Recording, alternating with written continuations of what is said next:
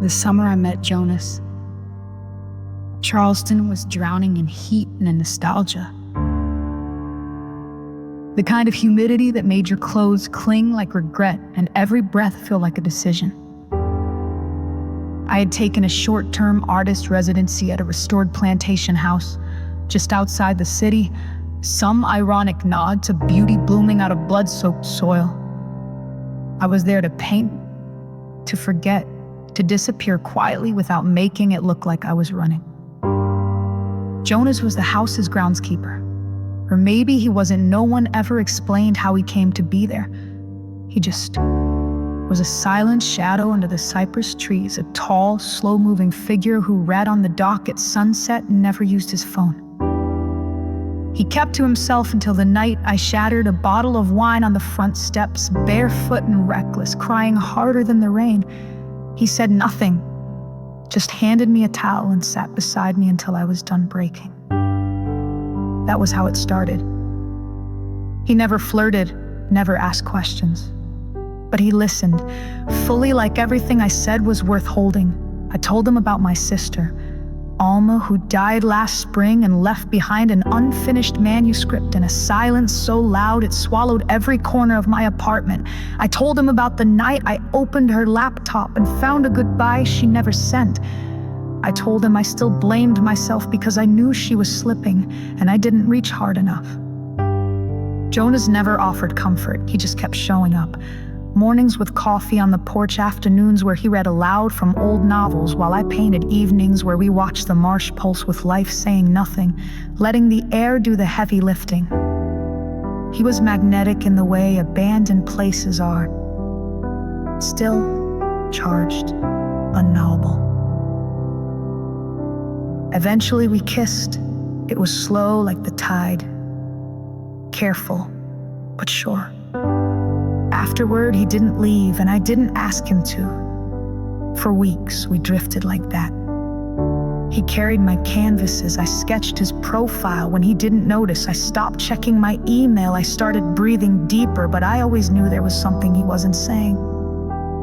Late one night, I found him in the attic, kneeling by a trunk I'd never noticed before. His hands trembled as he opened it. Inside, photos, letters, newspaper clippings. I stepped forward, and he didn't stop me. There was a black and white picture of a woman with my cheekbones and Alma's smile, younger, brighter, closer to the version of my mother we never knew. Then a headline from 1991, woman found dead in Battery Park Hotel, suicide suspected, child missing. I blinked. My mother's name. Jonas whispered. I was the child. I sat down. He told me the story slowly. His mother was a painter too. She brought him to Charleston during the summer she died. The note she left named no father, no family, just a half-finished will and a child no one claimed. Jonas was placed in foster care, grew up silent, searching.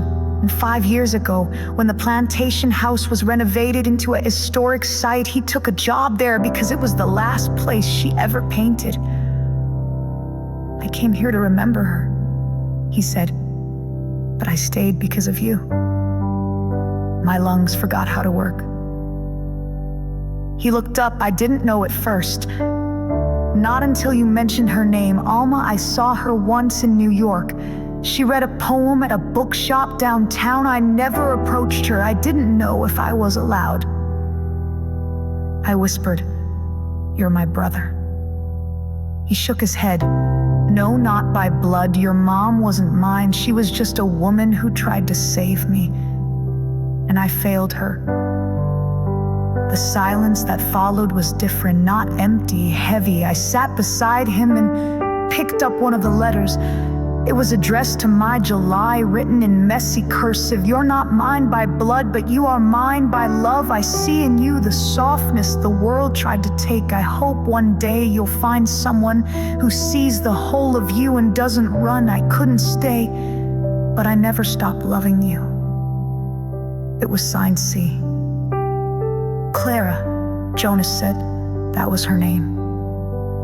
I wept then for her, for him, for Alma, for the ways women disappear and boys learn to carry shame like inheritance. We didn't touch that night. The next morning I painted the dock, the marsh, the letter, Jonah's watch from the porch, silent as always, but his hands no longer shook. We stayed until fall. I left first. I had to finish something that Alma started. Her book, her voice, deserved to be louder than her ending.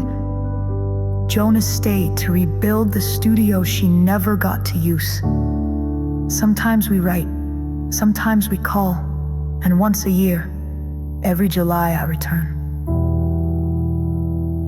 We don't call it love, but we don't need to.